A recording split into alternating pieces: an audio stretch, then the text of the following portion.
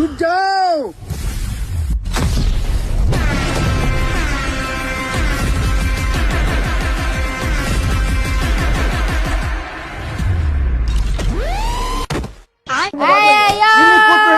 ಮಚ್ಚ ನಾವ್ ಯಾವಾಗ್ಲೂ ಕರೆಂಟ್ ನ ಸೇವ್ ಮಾಡ್ಬೇಕು. ಇಷ್ಟೊಂದು ಯಾರು ಕಂಜೂಸ್ತನ ಮಾಡ್ತಾರೆ? ಚೆನ್ನಾಗೈತೆ. ತಿನ್ನು ತಿನ್ನು, ನೀನು ತಿನ್ನು. ಮಿಂಡ್ರಿ ಹುಡ್ದವನೆ ತಿನ್ನು. ನೋಡೋಣ ಈಗ ಹೊಡಿಬೇಕು ಪಾಯಿಂಟ್. ಹೊಡಿತ್ಯಾ? ಹಾ ನಾ ಹೊಡೆದ್ಬಿಡ್ತೀನಿ. ಹೊಡಿ ಮತ್ತೆ.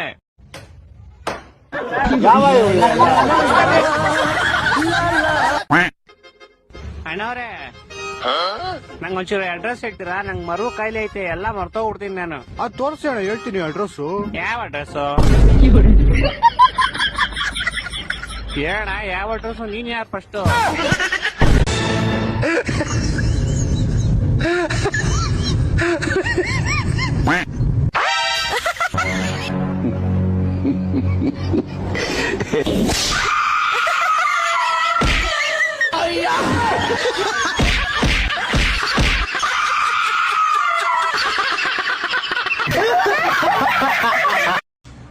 ರವೆ ಏಟ್ರಾಗ ನಾ ಒಟ್ಟ ಪುಣೆ ಎತ್ತಲಾಗೇನಲ್ಲ. ಹೋಲ್ ಬಿಡಲ್ಲ ನಾವು ಅವನ್ಕ ಕುಂಡೇರಂಗ್ ಗಳಿಸಿನ ಅಂದ್ರೂ ಬಾಸ್ ಹೋಗ್ ಬಂದ್ ನೋಡ ರವ್ಯಾಗ. ಹೋಲ್ ಬಿಡಲ್ಲ ಅವನೇನ್ ಹೇಳ್ತಿ? ಹಚ್ಚರ ಹಚ್ಚಣ ಫೋನ್ ಹಚ್ಚ. ಹಚ್ಚಲ್ಲೇ ಅವನಿಗೆ ನಾನು ಹಚ್ಚಣ ಹಚ್ಚು. ಹಚ್ಚೋಳ ಮರ ಸುಮ್ಮನೆ ತೆರಿತೀನ ಬಿಡ. ಹೇಳ ಒಂದ್ಸಲ ಹಚ್ಚೋಣ. ಹಚ್ತೀನಿ ಅಂದ್ರು. ಏನು ಗಳಿಸಿದಂತ ಸೂಳ್ಯ ಮಗನೇ, ನೀನ್ ಗಳಿಸಿದಲ್ಲ ಒಟ್ಟು ಖರೀದಿ ಮಾಡ್ತೇ. ಮಕ್ಕಳು ಅನ್ನ ತಿಂತಾರ, ಏಲ್ ತಿಂತಾರ. ಯಾರೋ? ನಾವು ಪೊಲೀಸ್ನವರು. ಏನಕ್ಕೆ ಬಂದಿದ್ದು? ಸ್ವಲ್ಪ ಮಾತಾಡ್ಬೇಕಿತ್ತು. ನೀವ್ ಎಷ್ಟ್ ಜನ ಇದ್ದೀರಾ? ನಾವ್ ಇಬ್ರು ಇದೀವಿ. ಹಾಗಾದ್ರೆ ನೀವೇ ಮಾತಾಡ್ಕೊಳ್ಳಿ.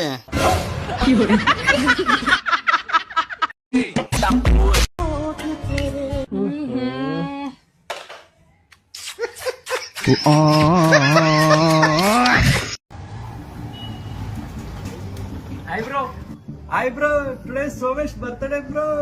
Oh my god, Somesh is today is ಇವತ್ತಿನ birthday? Yes bro. Bro, give me 2 minutes, I'll be back. Come.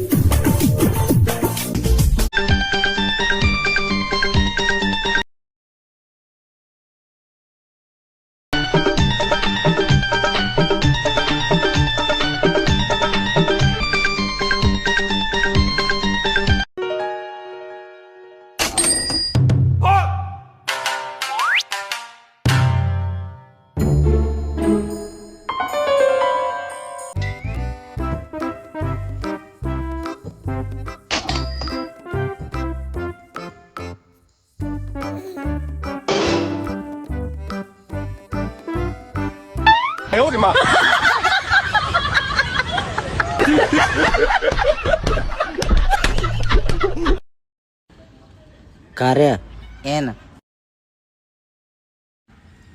ಆ ನಂದಿನ ಗೊತ್ತನ? ಗೊತ್ತದಲ್ಲ, ನಮ್ ಗಣಪನ್ ಜೊತೆ ತಿರ್ಗಾಡ್ತಾಳ ಆಕಿನೇ ಅಲ್ಲ. ಆಕಿನ ಜೊತೆನೆ ನಾನು ಮದುವೆ ಅದ.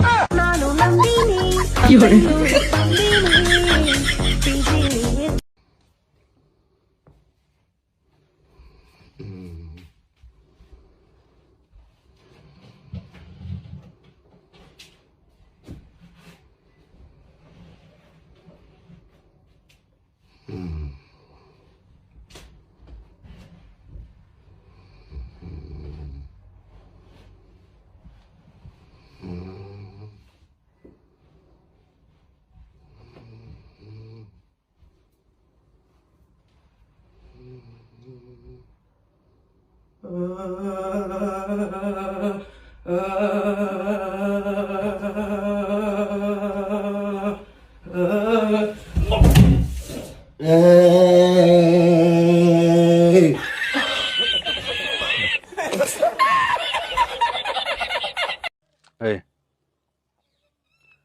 ಆಕಿನ ಬಿಟ್ರಾಗ ನಂಗೆ ಹೋಗಂಗಿಲ್ಲ ಅದು ನಿನಗೂ ಗೊತ್ತು ಆಕಿಗೂ ಗೊತ್ತೈತಿ ಸಾರಿ ಕೇಳ ಅಂತೇಳಿ ಅಣ್ಣ ಏನು ಸಾರಿ ಕೇಳಿದಾನು ಒಂದ್ಸಲ ಕ್ಷಮಿಸ್ಬಿಡು. ಸರಿ ಆಯ್ತು ತಗೋ ನಿಮ್ಮ ಮನ್ಯಾಗ ಹೋಗಿ ಹೇಳ ನಾ ಎಕ್ಸ್ಕ್ಯೂಸ್ ಮಾಡೇನಂತ. ಓಯ್ ಆಕೆಲ್ಲ ತಿಳಿಸಿ ಇದ್ದೀನಿ. ಆಕೆ ಹೇಳಿದ ಎಕ್ಸಸೈಸ್ ಮಾಡ್ತಾ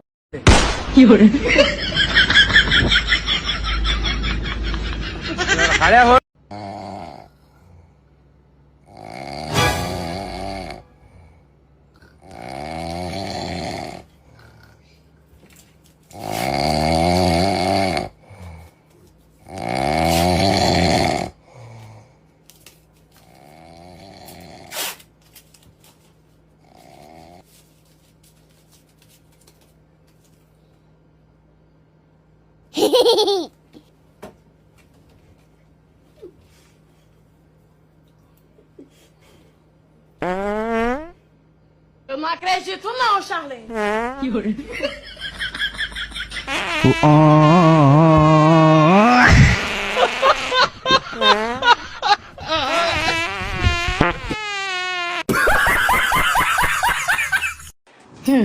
ಚಾಲು ಮಾಡ್ರಿ.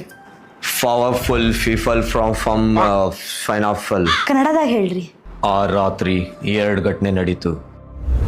ಒಂದೇದು ಮಜಾ ಇಲ್ಲ, 2ನೇದು ಹೇಳ್ತೀನಿ. ಯಾಕಿದಿರ್ತಿಲ್ಲ ಒಂದ್ ಪೆಕ್ ಕುಡಿ.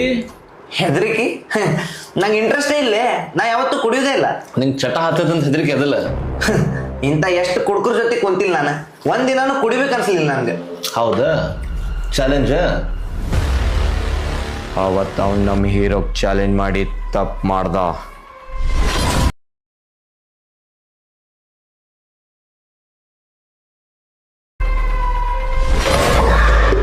ಹಾಗಾದ್ರೆ ನಿಮ್ಮ ಹೀರೋ ಚಾಲೆಂಜ್ ಸೋತ್ ಹೋದ್ನಾ?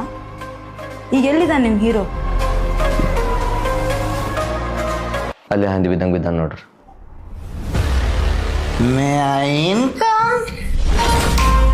ನಿಮ್ಮ ಅಪ್ಪನ್ ದುಡ್ಡಲ್ಲಿ ಎಣ್ಣೆ ಹೊಡಿತಿಲ್ರೋ? ಸ್ವಂತ ಮೆರಿಟಲ್ಲಿ ಎಣ್ಣೆ ಹೊಡಿತಿದ್ದೀನಿ. ಯಾವತ್ತು ಕುಡಿಯಲ್ಲ ಅಂದವನು ಇವತ್ತು ಭಾರತದ ಗಡಿ ಗಡಿಯಲ್ಲಿರುವ ಎಲ್ಲ ಗಟರಿನ CEO ಆಗಿದ್ದಾನೆ.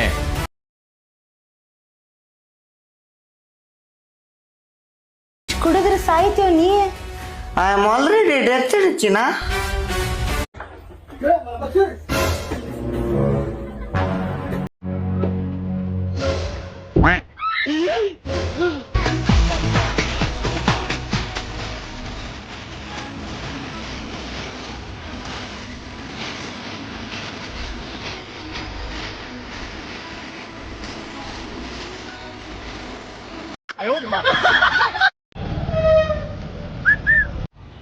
Bro this road is gone Gokak.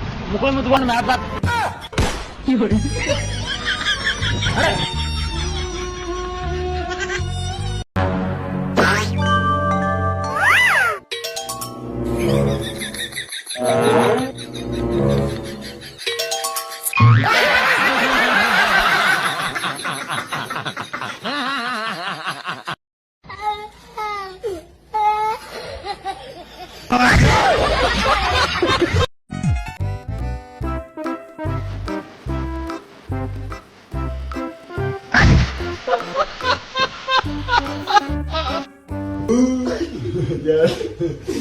One, two, three, go.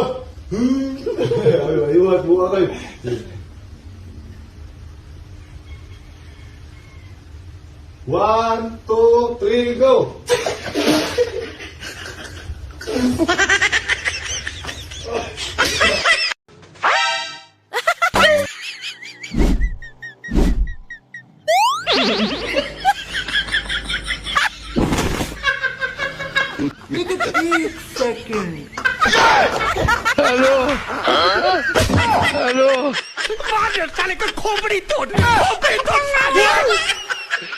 Hola, cabrón.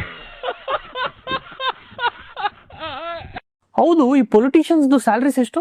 Corporate salary 7,500 plus allowances. MLA salary 80,000 plus allowances.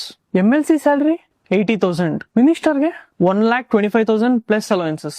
Deputy CM same 1,25,000 plus allowances. CMಗೆ 1,50,000 plus allowances. MP 2,50,000 including allowances. ಮತ್ತೆ PMಗೆ 1,66,000. President of India 5 lakhs. ಹೌದಾ? ಅಷ್ಟೇ ಅಲ್ಲ, free house, free car, free petrol, free recharge, free security, MLA ಇಂದ president ವರ್ಗೂ life long pension. ಇಷ್ಟೊಂದು facility ಸಿಗುತ್ತಾ? ಇದೆಲ್ಲ ಅವ್ರ ಪಾಕೆಟ್ ಮನಿಗೂ ಸಾಕಾಗಲ್ಲ. ಹಂಗಾದ್ರೆ ಅವ್ರ ಮೈನ್ ಇನ್ಕಮ್ ಅದು ಇವ್ರಿಗೆ ಗೊತ್ತು. ಕಮೆಂಟ್ ಮಾಡಿ. ಇದನ್ನ ನಿಮ್ ಸ್ಕೂಲಲ್ಲಿ ಕಾಲೇಜಲ್ಲಿ ಹೇಳಲ್ಲ, ನಾನ್ ಹೇಳ್ತೀನಿ, ಫಾಲೋ ಮಾಡಿ. ಅಮೆರಿಕ ಭಾರತದ ಮೇಲೆ ಟ್ಯಾರಿಫ್ ಹಾಕಿದ್ದಕ್ಕೆ ಭಾರತ ಅಮೆರಿಕದ ಕಾಳುಗಳ ಮೇಲೆ 30% ಟ್ಯಾರಿಫ್ ಹಾಕಿದ್ಯಾ? ಇದು ಟ್ರೇಡ್ ವಾರ. ಹಾಗಾದ್ರೆ ಕಾಳುಗಳ ಬೆಲೆ ಏರಿಕೆ ಆಗುತ್ತಾ? ಭಾರತವನ್ನು ಅಷ್ಟು ವೀಕ್ ಅನ್ಕೋಬೇಡಿ. ಇದು ಕೇವಲ ಟ್ರೇಡ್ ವಿಷಯ ಅಲ್ಲ, ಇದು ರೈತನ ಬದುಕು, ಆಹಾರದ ಭದ್ರತೆ ಮತ್ತು ರಾಷ್ಟ್ರದ ಆತ್ಮ ಗೌರವದ ಪ್ರಶ್ನೆ. ಭಾರತದಲ್ಲಿ ಕಾಳುಗಳು ಅಂದ್ರೆ ಲಕ್ಸುರಿ ಅಲ್ಲ, ಇದು ಸಾಮಾನ್ಯ ಜನರ ಡೈಲಿ ಪ್ರೋಟೀನ್. ಈ ದೇಶದ ಲಕ್ಷಾಂತರ ರೈತರು ಕಾಳುಗಳನ್ನ ಬೆಳೆದು ಬದುಕ್ತಾರೆ. ಆದ್ರೆ ವಿಷಯ ಏನಾಗಿತ್ತು ಗೊತ್ತಾ?